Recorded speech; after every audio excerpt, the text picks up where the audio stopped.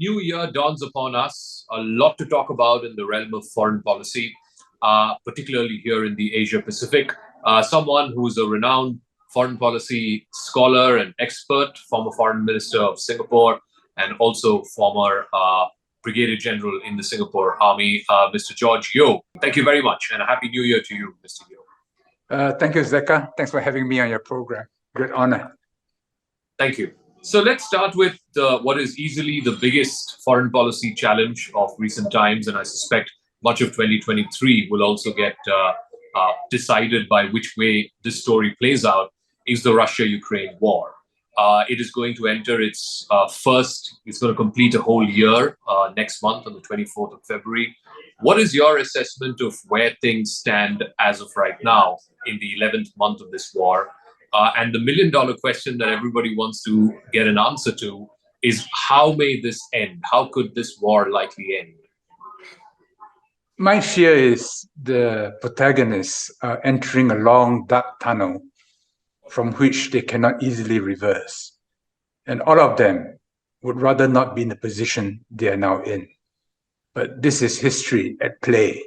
And little by little, in small ratchets, they are being forced into this tunnel. The West cannot afford for Russia to win. Putin cannot afford to lose. I'm not sure if war, the battlefield, can decide the final outcome. But in the coming months, we'll see. There will be a contest of will, there will be a trial of strength. And maybe after that, when each has taken a measure of the other, they'll ceasefire talks. But it will probably lead to a partition of Ukraine.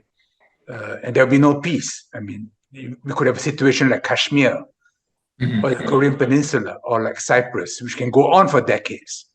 And it will define a new chapter in the history of Europe. So you're saying any potential solution may involve some amount of Ukrainian territory being given up, either to the Russians or disputed, as you said, giving the many examples that you did. Do you think that would be an acceptable solution, particularly to Ukraine and perhaps even to the West, to the United States, for example, which seems to have completely backed Ukraine in this war? The loss of any territory or the concession of the loss of any territory of Ukraine for this war to end, would that be acceptable to the US and its partners? It won't be acceptable, certainly not in the short term. But there'll be realities on the ground which all parties may have to accept regardless. And for me, the obvious comparison is Kashmir. I mean, each side cannot accept the position of the other side, but you have a reality on the ground and life must go on.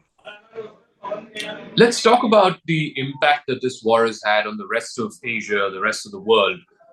What, in your assessment, has been the most immediate and most proximate impact you reckon, particularly in the Asia Pacific, because of this war? Neither India nor China want to join the protagonists in entering that tunnel. India is happily on both sides and in some ways benefiting from the war.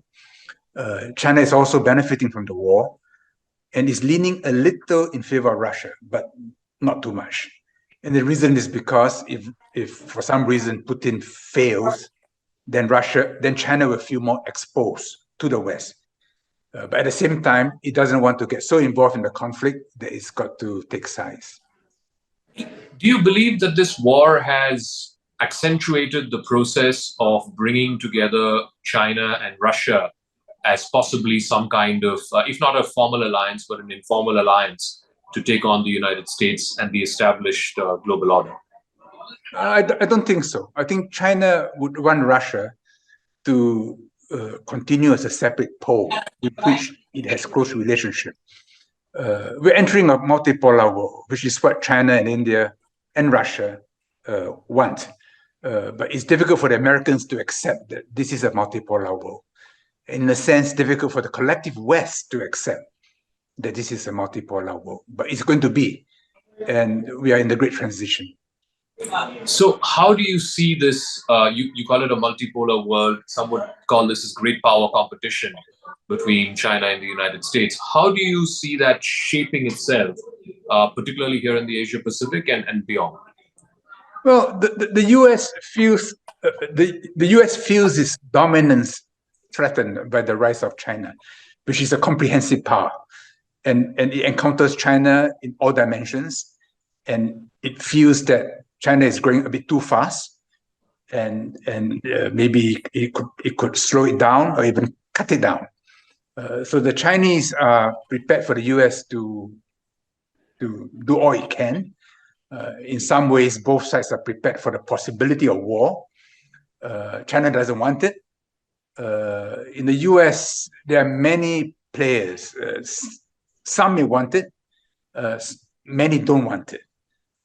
And accidents can happen. And for that reason, I think in the region, we have all to be peacemakers and try to maintain an environment where all of us can continue to make economic progress and have more and more of our people lifted from the depths of poverty. Nowhere is this contestation between China and the US more apparent and more visible and perhaps most threatening than in Taiwan. Do you reckon that there will be some form of armed conflict around the Taiwan question? Because for China, and particularly for its president Xi Jinping, he said this time and time again in the past that Taiwan is a core interest. For China, Taiwan is deeply emotional because it is a matter of historical justice. Taiwan was taken from China by Japan in 1895 and was returned to China at the end of the Second World War. So any move towards Taiwan independence, I think, would be met by a robust reaction by any Chinese leader. And Kissinger recalls that when he was negotiating with both Zhou Enlai and Mao Zedong, again and again they went back to Taiwan. So this is not a new position taken by Xi Jinping. It's a position taken by all Chinese leaders. But Xi Jinping has in fact done something which no previous Chinese leader has done, which was to meet Taiwan's leader Ma Ying-jeou in 2015 as an equal in Singapore. They met at the Shangri-La, they split the bill, both sides brought hard liquor, and it was a remarkable meeting. But that meeting was not for Ma Ying-jeou because Ma Ying-jeou was stepping down. That meeting was for the new president, Tsai Ing-wen, but she's refused to acknowledge a one China consensus, as a result of which the road which was opened by Xi Jinping could not be taken. But should a new KMT president rule Taiwan, I think that road will be taken. So do you see that it's just a matter of time, and if the current ruling party were to lose the next election and the Kuomintang were to come back to power, temperatures around Taiwan would cool down? It will cool down as far as cross-straits relations are concerned. But I believe that there is some understanding now between China and the US that they should not let an accident happen over Taiwan. You remember that in Bali, at America's request, there was a bilateral meeting with Xi Jinping and Biden, and they met for over 3 hours, simultaneous translation, which meant that it was a full 3 hours of conversation, and a large chunk of it was on Taiwan. And I believe one reason for this is because the Americans are preoccupied with Ukraine and Russia and do not want Taiwan to be a distraction, at least not in the short term. So obviously things started to come back to a degree of normalcy, if you will, from the Bali summit. Do you suspect in 2023, before, of course, the 2024 US election cycle kicks in, there is a window of opportunity for both Beijing and Washington to try and, iron out some of the sticking points in the relationship? Maybe one or two notches. I don't expect the bilateral relationship to go back to the old days because there's a consensus in the US that China poses a threat to U.S. dominance in the world, not to the U.S. as a country, but to the U.S. dominance as a world, which is not acceptable to the U.S. But I don't believe that China has any wish to displace the U.S. as top dog. In fact, they think it's something which will only exhaust the U.S. and it's not something that they want for themselves. Of course, they want to be respected. They want to make sure that their own interests are taken into account. But to try and replace the U.S. in terms of overseas military bases, in terms of having the renminbi becoming a reserve currency for everybody, no, I don't think China wants that. It's got too much trouble governing its own people. You said there is now a broad consensus domestically in the U.S. that China represents for them the single biggest threat to American domination. So whether it's a Republican in the White House or a Democrat in the White House, do you see U.S.-China? Many are saying that this could be the new Cold War. Do you share that assessment? Perhaps more a cold peace than a Cold War, although from time to time it may feel like a Cold War. There is a lot of mutual dependence. Even though some technological decoupling at the leading edge of technologies which have military implications is inevitable. If you look at how much they trade with each other, how much interdependence there is, we will not have the decoupling that we saw during the Cold War. I don't think it can happen. What may this mean, this great power competition between the US and China, for smaller countries here in the Asia Pacific?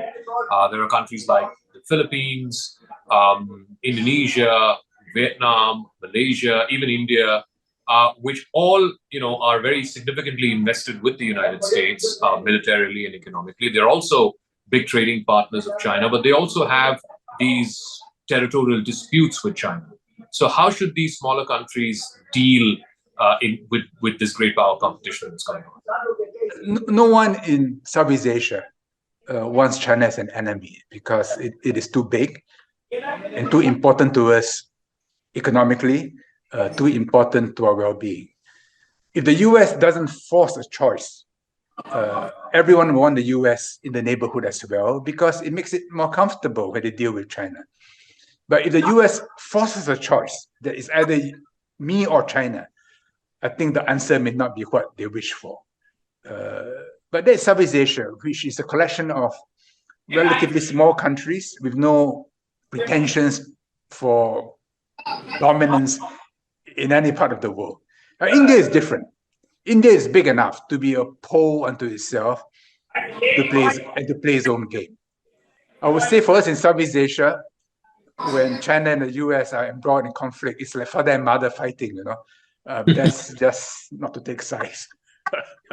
So tell me, I'll talk about Southeast Asian countries first, and then I'll come to India after that. For countries like Singapore, for example, it's a small country. Economically, obviously, you're very invested with China, but you would want the prevailing military order to continue. How do you then, work both sides? Well, with difficulty, but we have to. It's our life. I mean, Singapore is ethnically 3/4 Chinese, so there's a lot of emotional connection to China.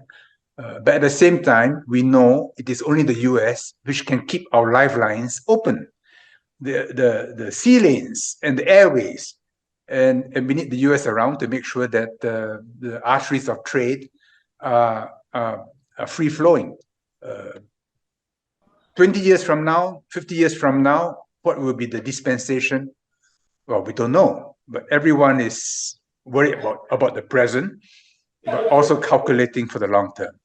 And in the long term, China, whether we like it or not, will be a major factor for each and every one of us.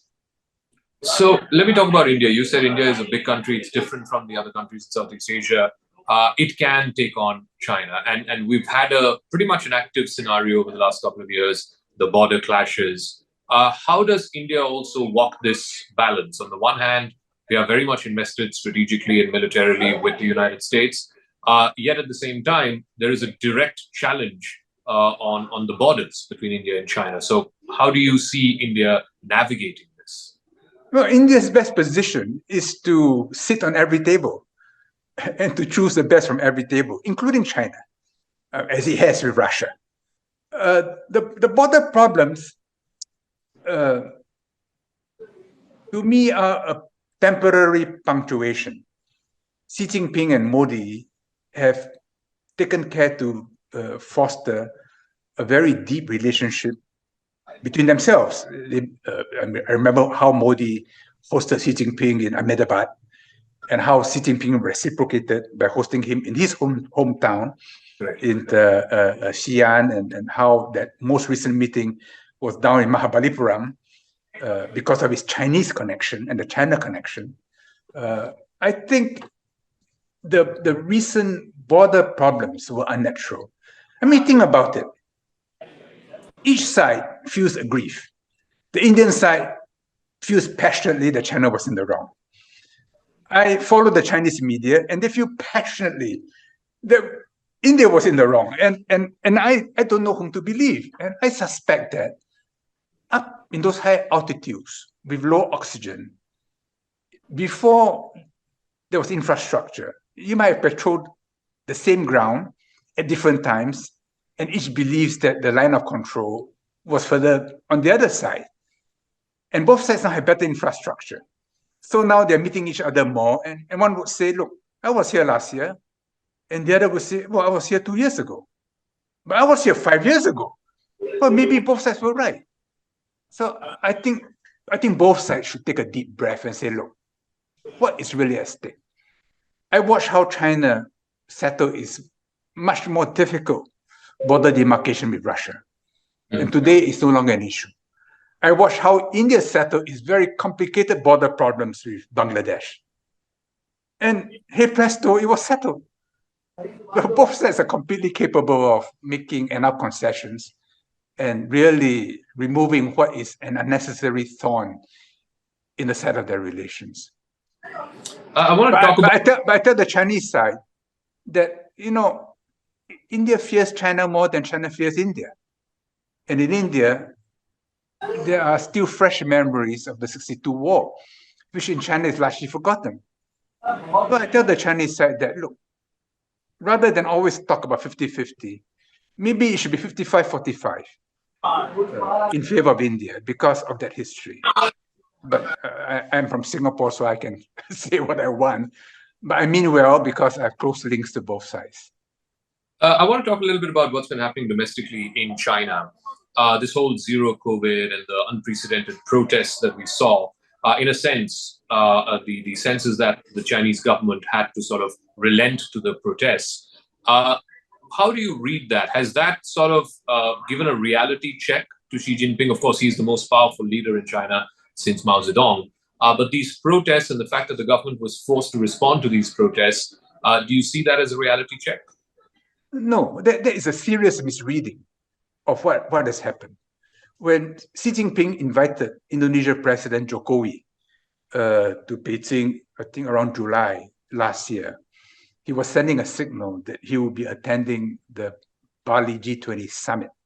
Correct. And after that, Xi Jinping went to Bob Astana, and he was in Samarkand for the SCO meeting, where even though he sat next to Modi, stood next to Modi, they did not even look at each other, which seemed rather schoolboyish on both sides at that time, So after the 20th Party Congress, the first agenda item of the first meeting of the new Politburo Standing Committee was on COVID relaxation, and they issued 20 measures. And that was before the demonstrations. So the demonstrations might have affected the way they carried out the relaxation, but it was not the cause of it. And once China opened up, the concern was not with lack of relaxation, but too much relaxation. But it's hard to fine-tune COVID, as we all know. It's a transient. I don't think it's as serious as people think. The fact that China imposed no restriction for Chinese New Year, which is coming around the corner, which is the greatest migration of human beings on the planet, the fact that they did not see fit to have any restriction, I think showed the degree of self-confidence that they have.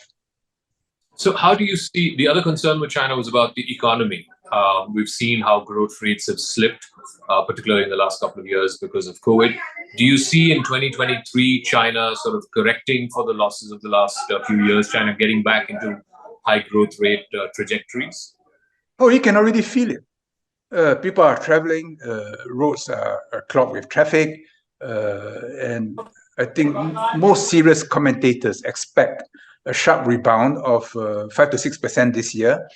Some speculate even more. So I think we'll see, even though the global economy is not doing well, I think the Chinese economy will see a sharp rebound this year.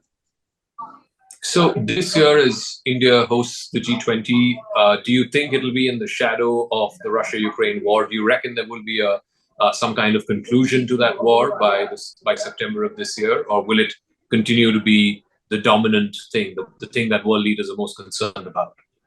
I think India, in the chair of the G20, will have to learn from Indonesia, because Indonesia did a brilliant job, deftly handling all the conflicts and tensions. By next year, when India hosts the G20 summit, the tensions might be different, but you require the same artful deftness. I think India can do it because India has good relations with all the protagonists. It means that no one is completely happy with India, but no one is completely unhappy with India either. So I think India can also do a brilliant job of hosting the coming G20 meeting. And finally, I'll wrap up from where I began. How do you see this war shaping global geopolitics once it's finally over? I guess it's a matter of time before the cessation of military hostilities. But once it does, how may it shape global contestations? Well, every country is studying closely the Ukraine war, both in terms of the weaponry being used, the tactics being used on the ground, but also hybrid nature and the way the US and the Western Alliance have weaponized the international financial system and even the international economic system. China, you can be sure, is studying every aspect of it with great detail because they know that one day the same methods may be used against them. But I'm sure India is also studying every aspect of it. In a sense, the Ukraine war is accelerating multipolarity, including the nucleation of an alternative financial system, which bypasses US control and US long-arm jurisdiction. I think it's unwise of the US to weaponize the system to such a degree as to foster the creation of an alternative system. But it's already well underway. So just taking that point forward before we close, you do see countries trading in their local currencies without having to depend on the US dollar. Oh, of course. I mean, India has resurrected the ruble account. China is doing the same. And look at the Middle East. When Xi Jinping went to Riyadh, he received a treatment never seen before in the Middle East. And that signaled a change, a tectonic change in the geopolitics of the region. So I think we have to take a step back and ask ourselves, in a multipolar world, how do we play the game? And the US, instead of trying to stop it from coming about, should shape it so that it will continue to be primus inter pares and be the leader of that multipolar world, because you still need leadership, but it cannot have the kind of leadership which it was used to in previous decades. I mean, after the Second World War, the US was not affected by the war. It was 40% of the global economy. It created Bretton Woods institutions, but a new chapter is opening in the world history. All right, Mr. George Yeo, as always, thank you very much for your time and your valuable insights into how the world is changing and how it may change in the coming year. Thank you for your time. Thank you for having me.